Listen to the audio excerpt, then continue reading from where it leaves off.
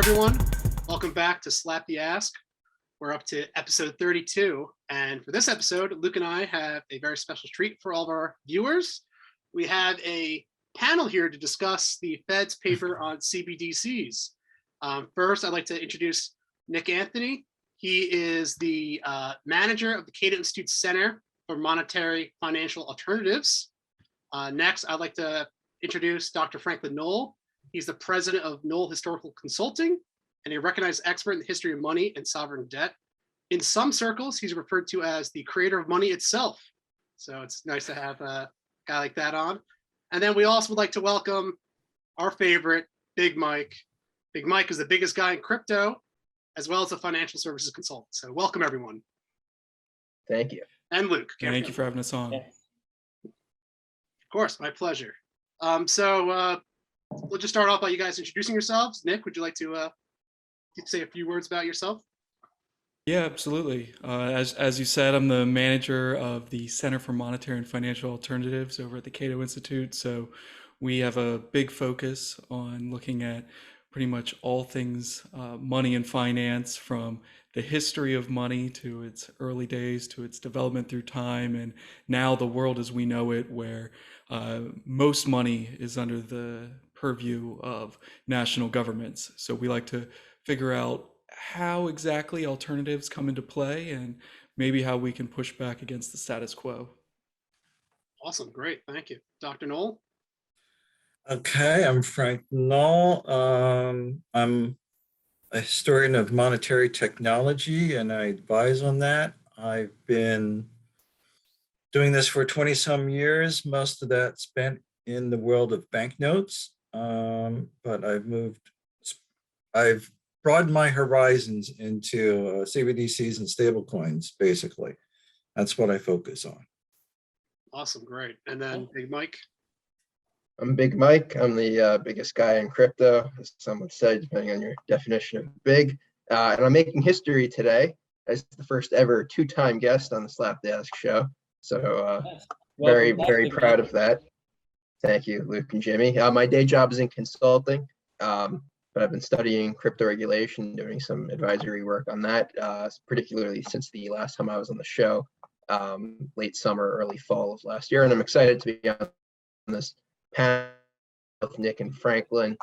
Franklin made fun of me with his donuts comment last week, but he's the GOAT, so I forgive him. And Nick, I think, put together a great series with the Cato Institute with those 4 panels that I highly recommend. And maybe Jamie and Luke could link those with people like Chris Brummer, Peter Van Valkenburg, Jake Chervinsky. I just thought it was a great thing, so I learned a lot from that. And I'm happy to be on the panel with these guys. Yeah, well, thank you all for coming on the show. So this typically, as Jimmy and I said, was started as more of a penny stock crypto podcast, and now we're going into more of the educational platform. So I guess the first question we have for you guys is, for our viewers that don't know, what are CBDCs? Do you give a general overview for the audience that doesn't know? So open to Nick or Dr. Franklin. Franklin, do you want to take it? Sure. Central bank digital currencies are central bank digital currencies. There you go. That's about it. What they are it's a digital currency, probably a cryptocurrency, either on a centralized ledger or a decentralized ledger, which is issued by a central bank and therefore considered part of the central bank's liabilities. It is on their balance sheet, and it's considered as good as cash or central bank reserves. And there are various ideas out there about how to do it that we can go into if you want to. But that's the very quick definition of it. It can be a legal tender. It probably would be. Yeah, and that's about it, if you want to keep exploring all the details of it. I think the one thing I would just add to that is, because that's all spot on, is that it's not very different from what, for folks like us, it's fun to get into the weeds of what it means and how it takes shape. I would say for a lot of the world, people already use digital currency. So a CBDC in like 2001 would be this science fiction theory, whereas nowadays it's not the biggest change for on the ground. What's really changing is kind of the behind the scenes movements of money. Mhm. And I think Franklin was alluding to this, but just to get a little bit more into the weeds, as I think we will, I think there's like two main types of a CBDC. We'd agree there's more of the retail, which is the everyday use. You're going to use that to buy your coffee at Dunkin' Donuts. And there's the wholesale version of it that's more for banks to banks. And I think that shows more promise, especially for cross-border use. But I'm sure we'll explore all the aspects of CBDCs as we go on. All right, great. Thanks for giving me the definition. So the Federal Reserve recently finally published its paper about CBDCs. It's been long anticipated. I would just like to hear each of yours reactions to it and the thoughts that you have just by reading it initially. So I could start. My first reaction was like, what intern wrote this? And by that, I just mean, I don't think there was anything earth shattering about it. I think, you could have said to some, smart person, like, look at what other central banks have said about, what design features should be considered, what are the pros and what are the cons. And then we're just going to put something on it and say, well, we're going to punt and say this should either be up to the public or this should be up to Congress or the president to tell us we should move forward with it. I think a more cynical view of mine would be that they could see this becoming, especially the retail version of the CBDC, becoming a problem, and then saying like, well, look, we had all of the risks that were part of this in our report, but we said it was up to you guys, and we just went along with what you guys wanted. I thought that the most revelatory part of it, though, was the part where they said that it would be intermediated, that there wouldn't be direct individual accounts at the Fed.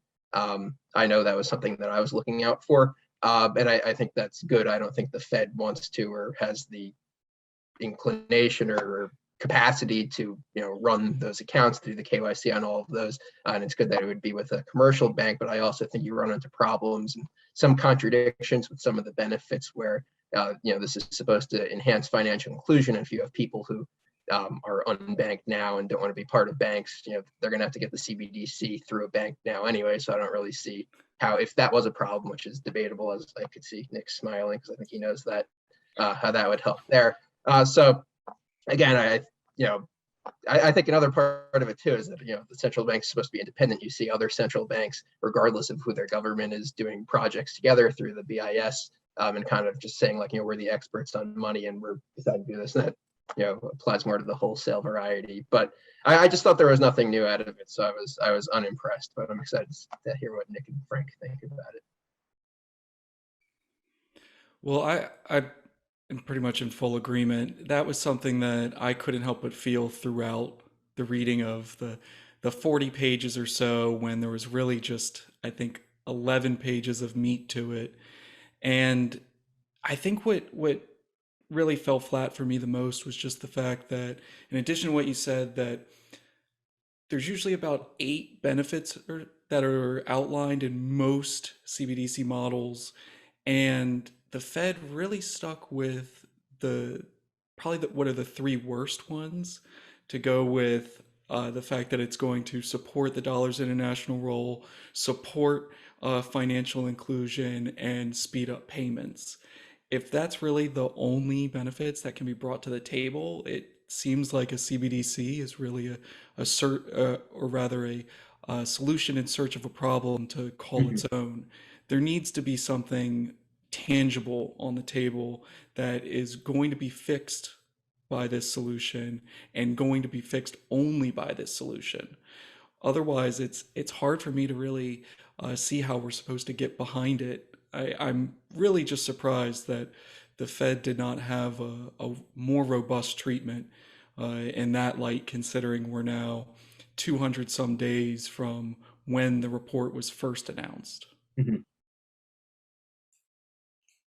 Yeah, it was really a non-paper. The Fed really, from what I read, the Fed really did not want to print anything. So this was the closest they could come to saying nothing and getting away with it. and like I said in one of my posts, this was a political statement. This is Washington, D.C. Everything's political. Whatever you do, the kind of toilet paper you buy is a political decision. So this paper read to me like, okay, we need to say something to the banking industry so they don't freak out about what's going on. So we're going to define financial inclusion as everybody having a bank account. And like I said in one of the posts, the Bank On program, which provides accounts at minimum cost and minimum service, but it's a bank account, so the bank can get a hold of you. And the other thing was, we need to talk to Congress because they're pushing this financial inclusion thing really hard. So how can we make everybody happy in this statement? And one is to say, yes, financial inclusion is great. The banks need to do that. And therefore they can cover all their bases. Now, past Fed governors have suggested, yes, we're going to use the banks as an intermediary, but they're going to give free bank accounts. And evidently this did not go over well. So we're going to stick with the Bank On program. And I've read past studies where the Fed could do a retail setup. The US government has the capacity to run a retail program. The Fed itself can't.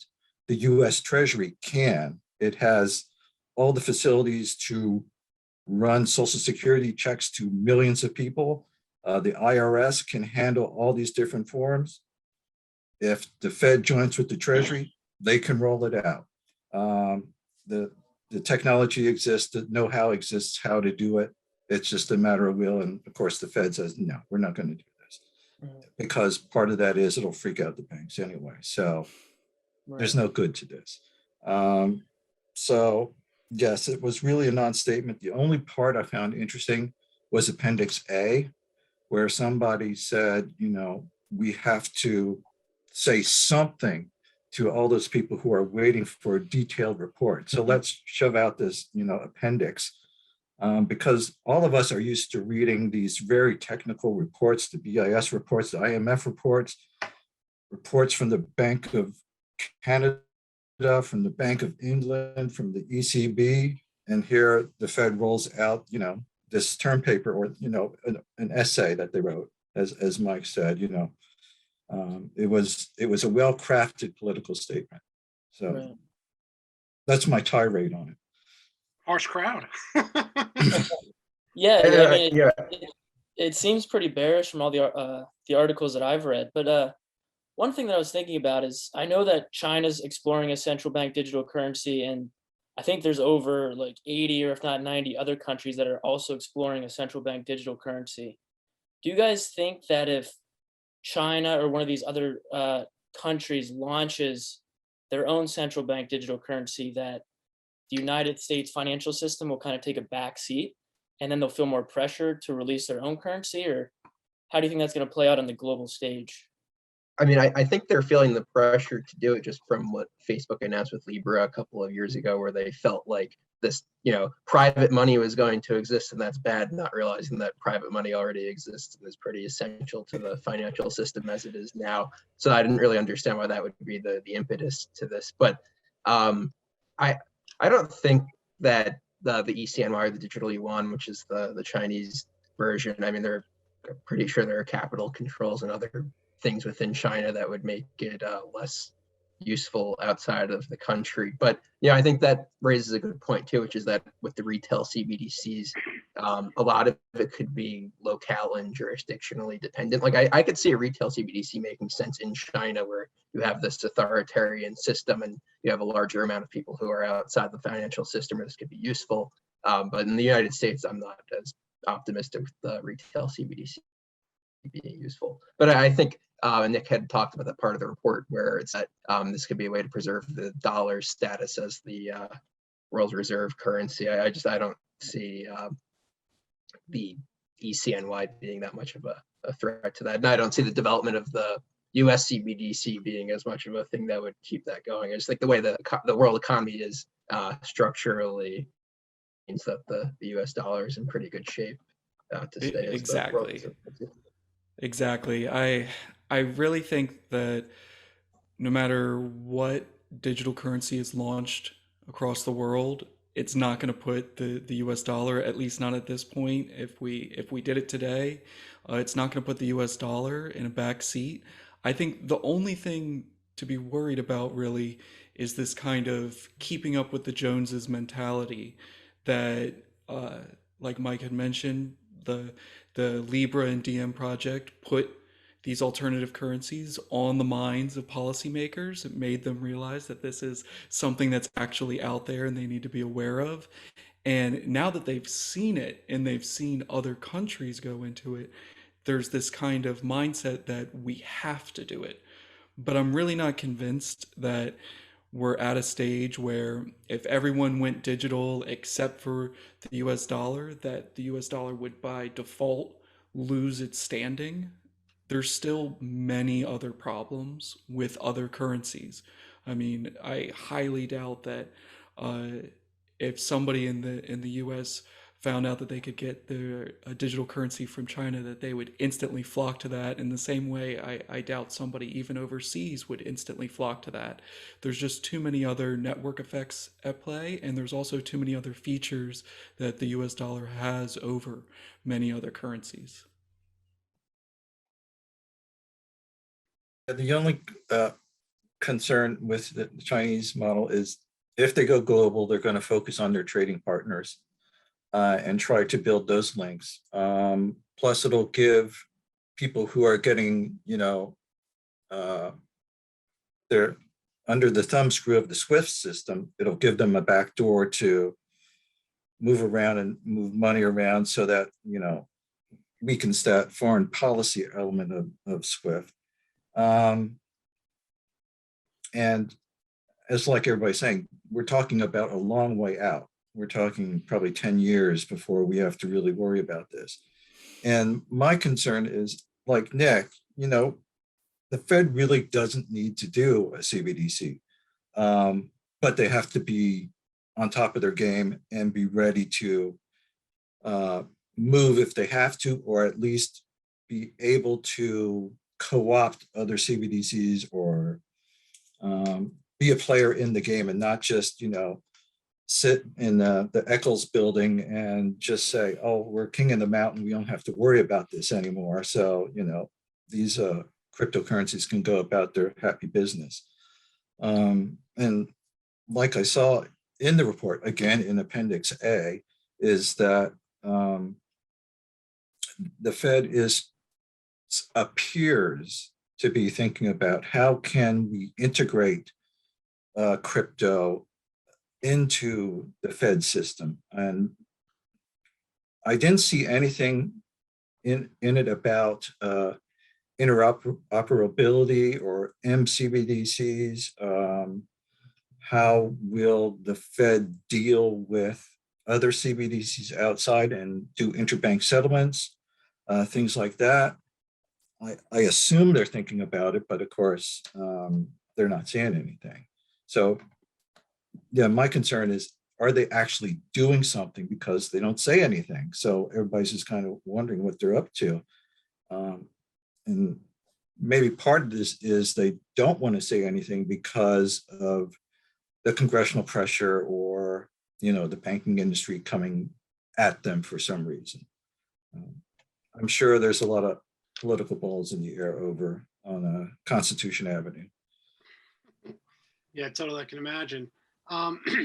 So when I was perusing the paper that the Fed released, I thought it was kind of interesting how they talked about how the CBDC that they would release theoretically could unlock the potential of entrepreneurs, and that these entrepreneurs could sort of build systems that would have a more inclusive, or help bank the unbanked and make it a more inclusive environment for people to get into, this new monetary system.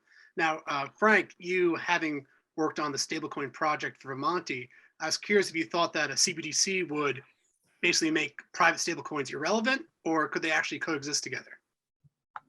They can certainly coexist because, well, it depends on the stablecoin. If you're talking about a synthetic stablecoin, probably not. But if you're talking about other, let's call them proprietary stablecoins that are built to operate in a certain system, then they're not really going to compete with a CBDC. There are two different things. Probably the way a CBDC would help something like Vermonte is, here's this great new asset that you could peg to, which might be easier to deal with, and regulation might be easier. And if you could figure out some way to, if the Fed goes towards allowing deposits, private deposits of CBDC as a backing, that's great. So, and you can also, there's probably a niche for a global stablecoin. It depends on, if you can't get all these CBDCs to talk to each other, an easier way just may be a global stablecoin that's built for that, to do, international settlements or interbank settlements. So I think there's enough room for both of these things. Yeah. Cool. And I think Anyone else? Franklin raises a good point with the international settlement aspects, because when you look at these MCBDC projects, MCBDC bridge, Euro and Dunbar, and you just look at the countries that are involved, I could see a situation where the agreement, because like right now those kinds of settlements rely on these networks of correspondent banks, and it takes a long time, and there could be differences in currency exchange rates, and that could also cause issues. And I think the advantage of having that kind of arrangement is the more instantaneous aspect, so that you have arrangements the KYC and AML requirements are aligned with these countries beforehand, because they have similar values and they're able to agree to that. But if you look at country, do you think the US and China are going to be able to come to an agreement? I'm sure there's going to be so much negotiation that would have to happen anyway.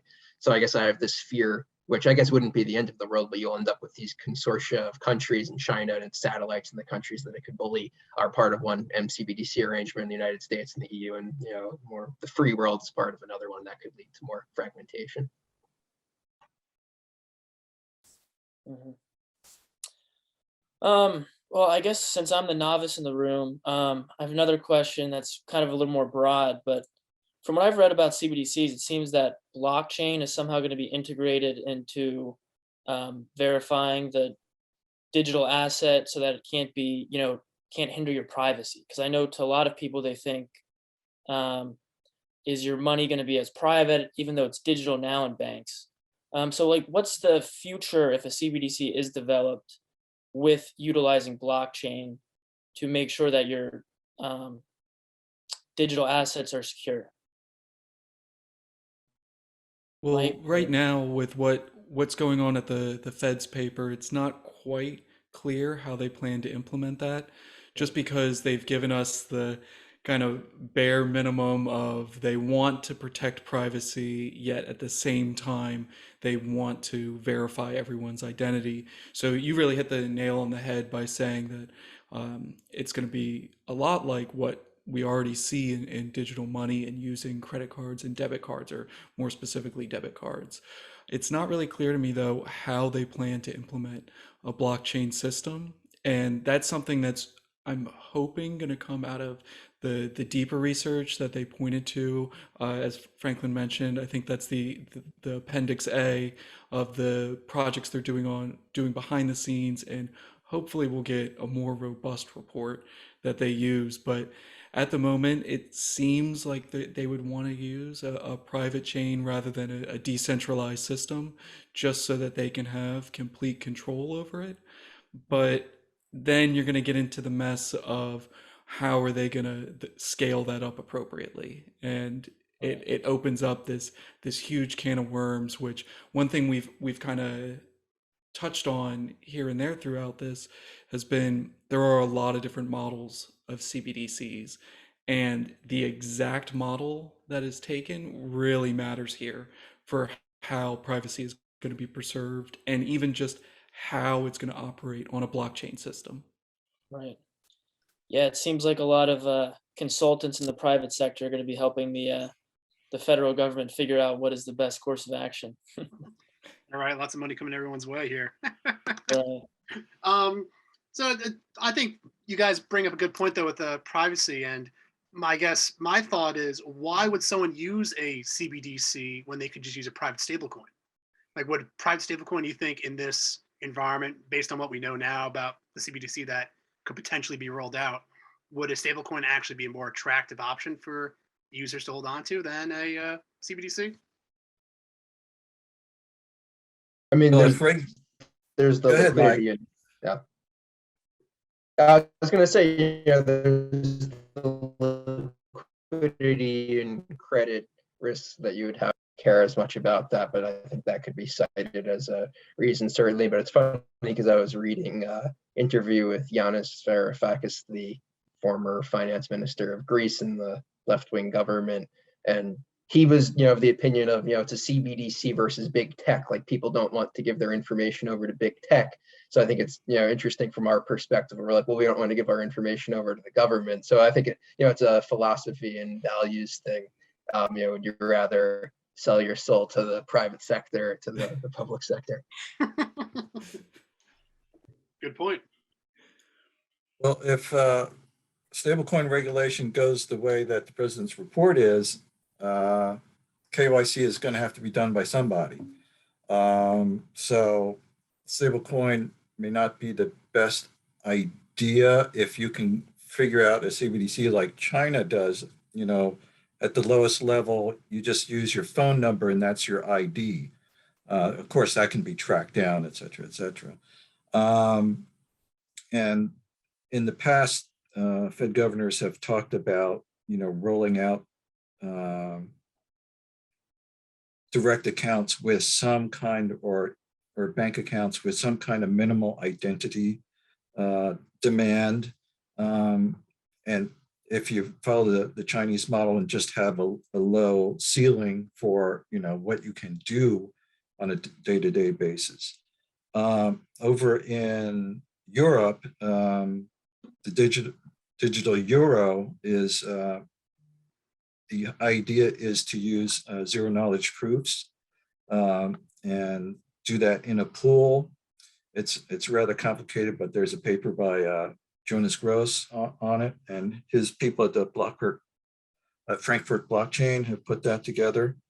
And there's been other ideas besides, one is a time to race idea. The information is only held for a short period of time, then it's erased. So in that time window, crooks and et cetera can be cracked down upon.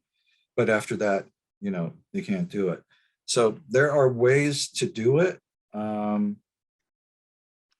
It's just, I don't think we've gotten to those discussions yet, because they're really far down the road in development. And people are just kind of theorizing right now, except for in China and a few other places. So yeah, it can be done. The other idea or thing that I see starting to pop up among central banks who are developing CBDCs is how to deploy offline.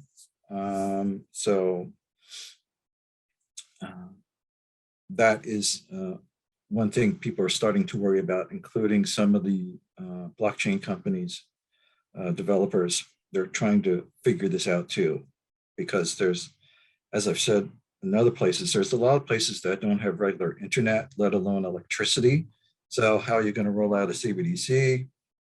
Again, it's another headache you have to figure out, and you have to deploy some kind of equipment that people will actually use, and not just, say this is not worth my time.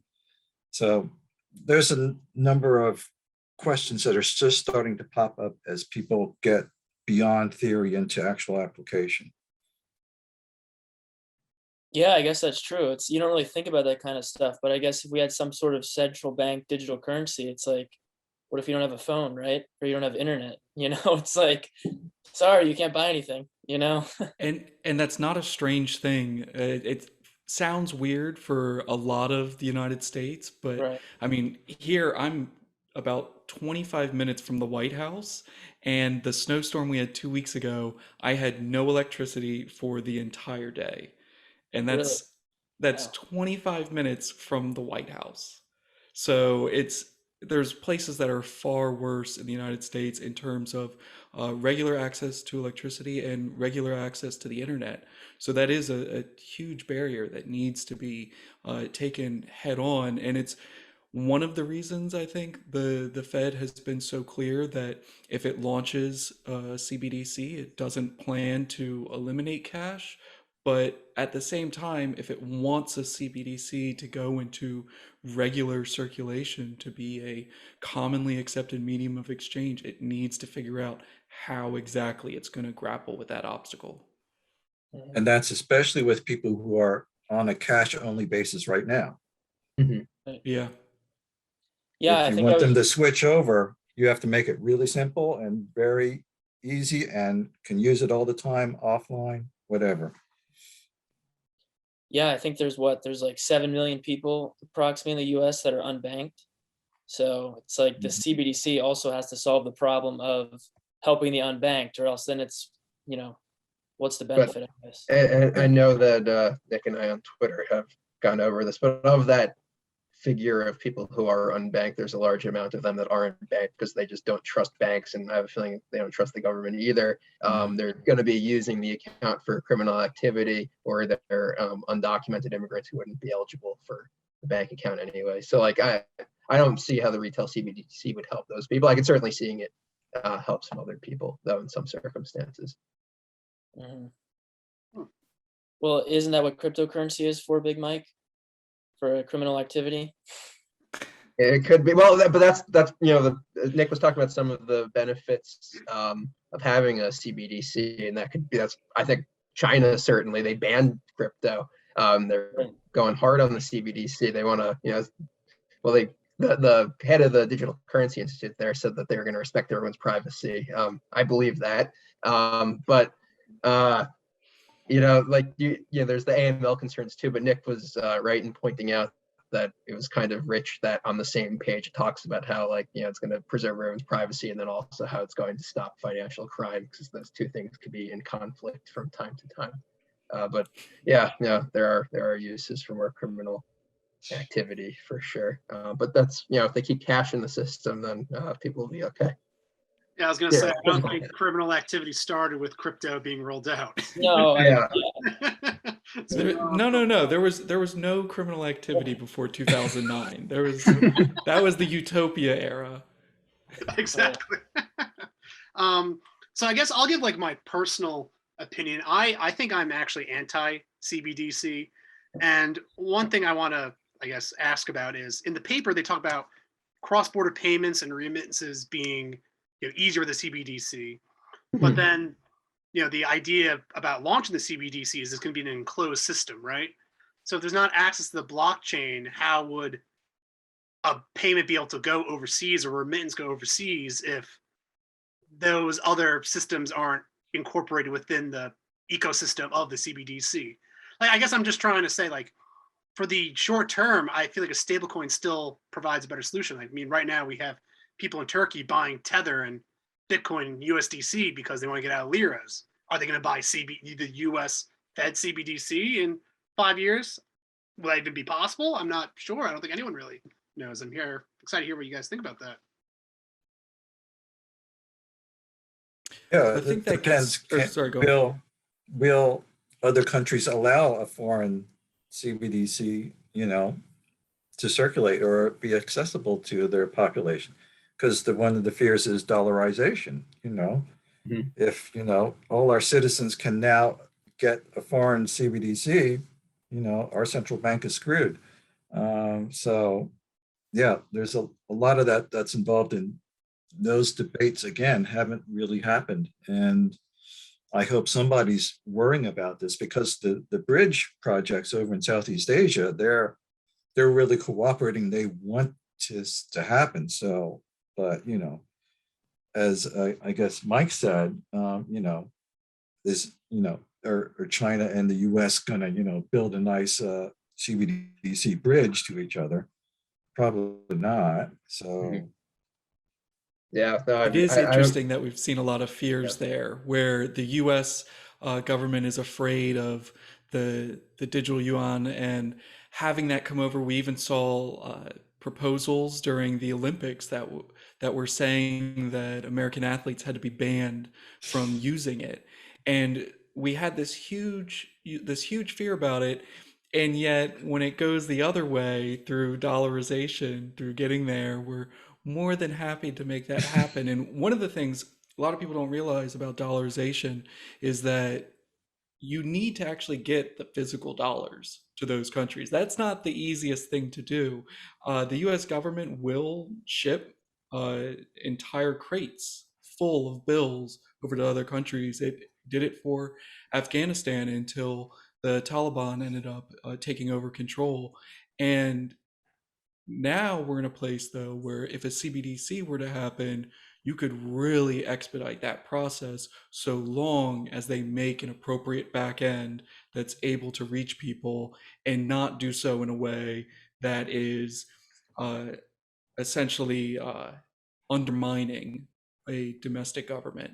It'll need to be a collaborative effort the way they set that up, because it's only going to create a mess if it's, even if it's seen as an undermining attempt. If it just happens to be a feature of the infrastructure that you can access it anywhere, if it's not done in a collaborative way, or just it's not done in a way where representatives from the U.S. government just say, "Hey, here's a friendly heads up. Let me send you an email to keep you in the loop."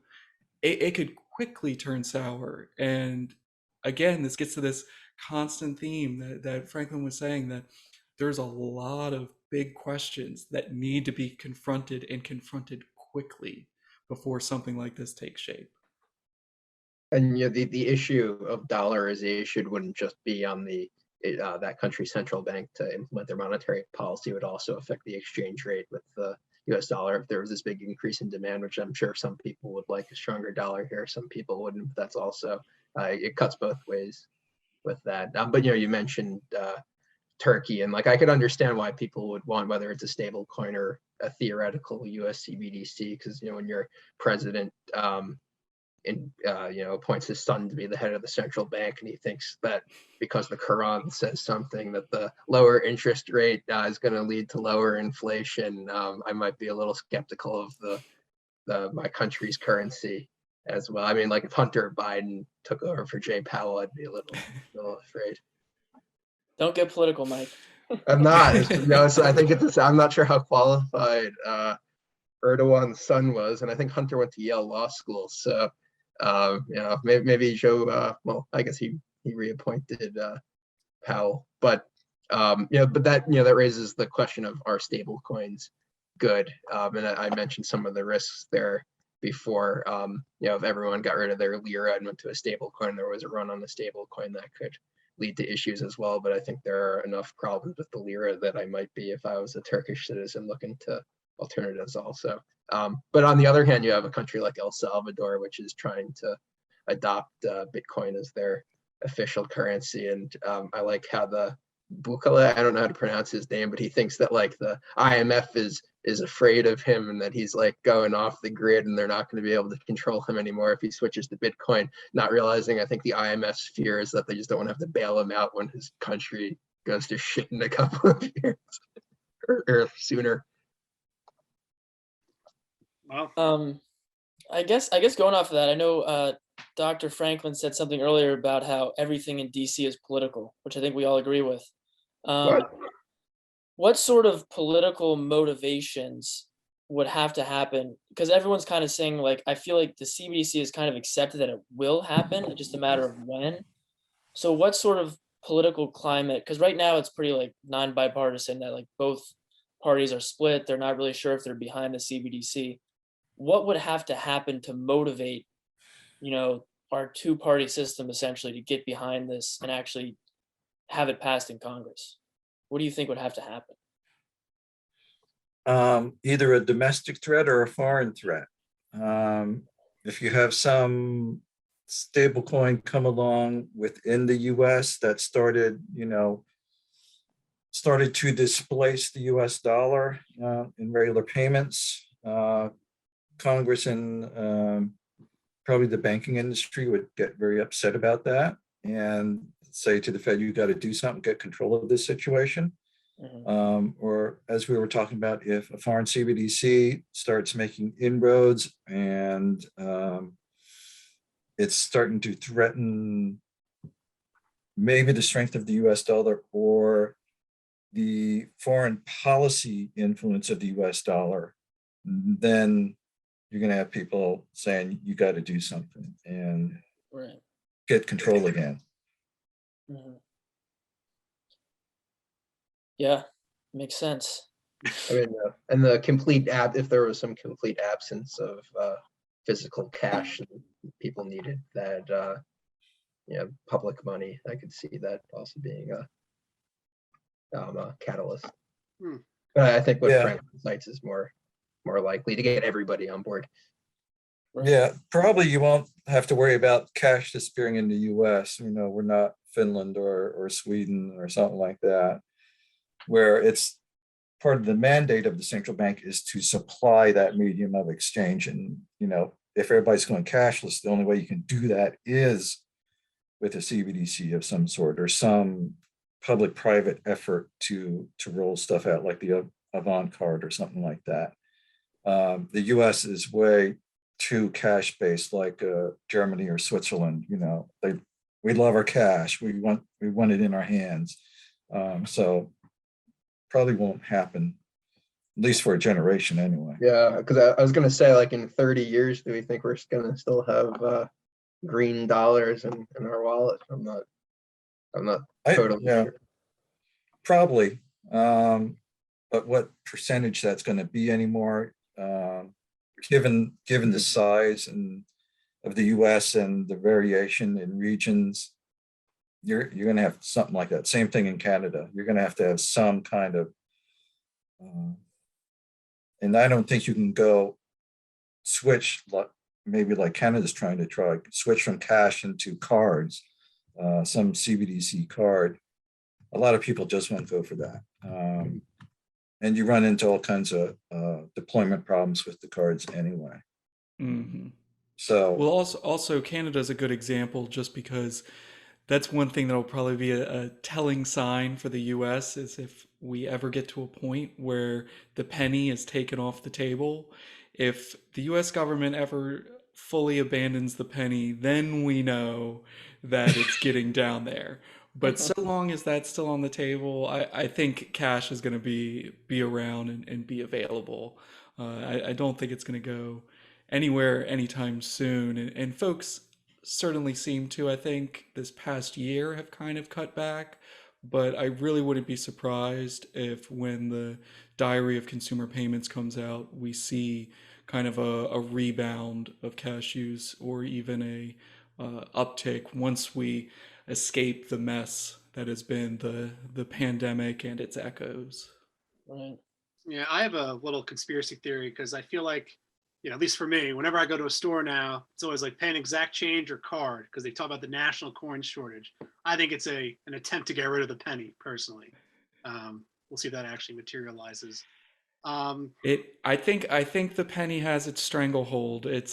I would like to see it go, but I think even getting rid of the penny would have been a good solution to the coin shortage to kind of free up resources.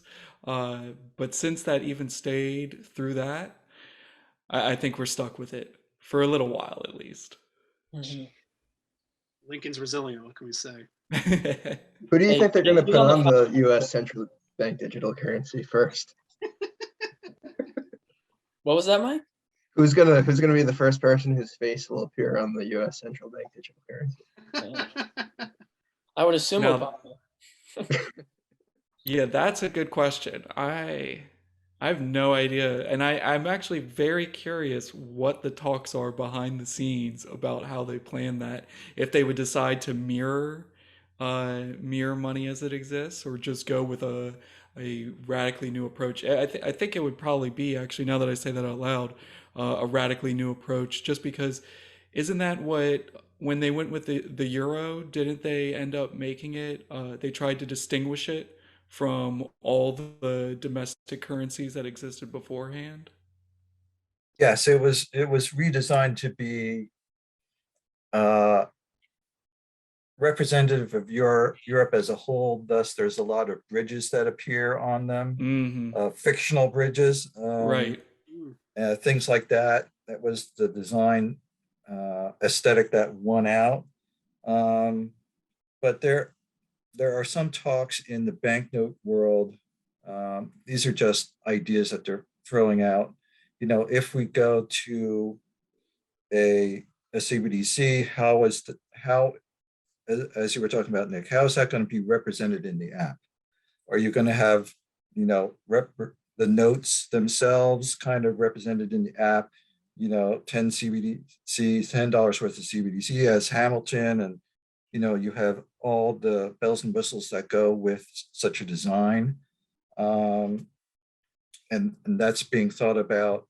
And of course, I push crypto banknotes, where you would basically have a $10 bill, but you'd be able to interface with a network. So there are these ideas going about, because banknote designers get very nervous when you start talking about going all digital. So they think about these things a lot. Yeah, right. Got to keep them around. I'm curious. This is like one other thing I was thinking about the central bank digital currency, but with Bitcoin or other cryptocurrencies, you can have like 0.000001 of it. Do you think a CBDC will be like you can have that many decimal places with a CBDC? Like we can start buying things for $90 and 0.0001 cent. Like, is that going to be a reality? Well, I think the Fed report says something obliquely about IoT. And so that's where that would head. But it's another one of these questions. If you're going to roll out the CBDC to the average user, are they going to even want that feature? They're going to think in banknote terms yet. Whereas you'll have these IoT applications where a business could take a CBDC and say, okay, we're going to use this for IoT payments, et cetera, et cetera. So that might be one of the arguments maybe Nick brought up, that the Fed's saying this CBDC will provide a platform for developers to build upon. IoT people could do that. Okay, cool. Yeah, I'm like another thing I was just kind of thinking about, like, is the Fed accustomed to sort of relying on the private sector innovation when they think about new ways of like designing money or rolling out money? Like, is the private sector integral in how money is actually dispersed? I guess it is in a way. So this is like normal for the Fed to sort of be like private sector innovation will make CBDC even better. Well, it was interesting to see I was a little surprised that they mentioned this in the report, was that in another area of money, we have the payment systems that clear the money and settle transactions. And so you had the clearinghouse developed a system. I believe it was in 2017 they got it off the ground, and it was going to start setting up clearing between different banks. And then you had the Fed launch what's called Fed Now, or rather not launch, but announce Fed Now, which is expected to launch in 2023.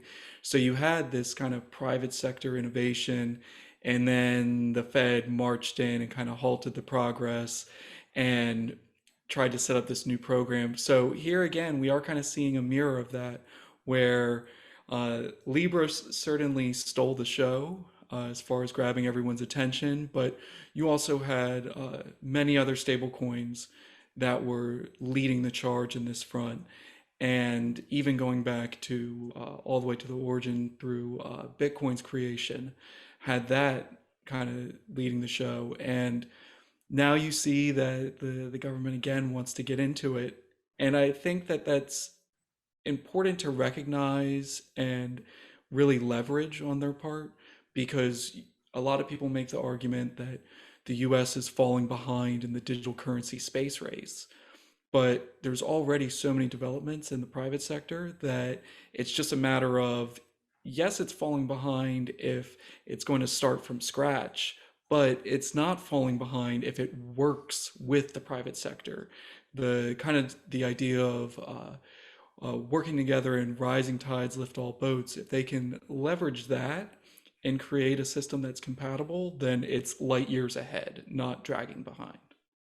And Jimmy, I did listen in on that Stanford Law School seminar that you had suggested to me yesterday, and Jeremy Allaire, the founder and CEO of Circle, was on. He actually said the U.S. is winning the digital space race because so many of the stable coins are based on the U.S. dollar. So he was confident in the U.S.'s prospects. But we are behind on the development of the CBDC. But some would say that we're glad that we were focusing on other things like FedNow.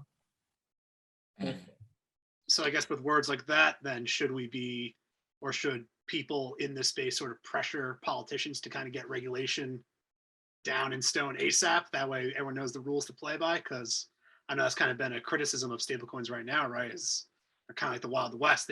All the companies want regulation, but it's not coming yet. So I guess, do you think that regulation is needed soon? That way everyone knows the rules and can actually really start, the rocket ship to digital asset dominance in the US?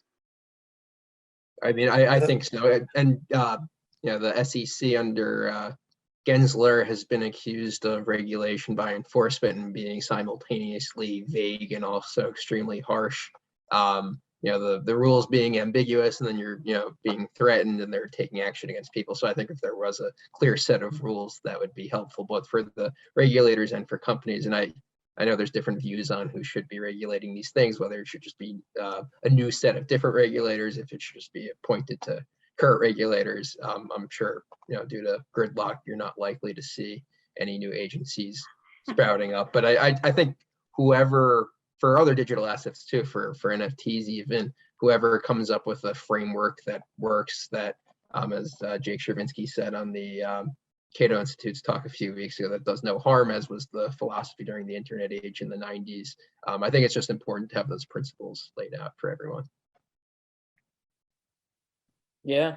I mean, going off of what Jimmy said, it's kind of like what Tantran said with Vimonti, is you have to predict and kind of guess what the regulations are going to be in order to stay ahead of it.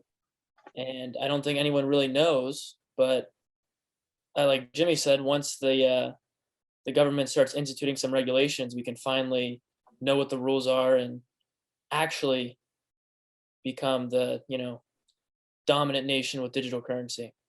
So, but I think we've taken up enough time from you guys, and we really appreciate you coming on the show.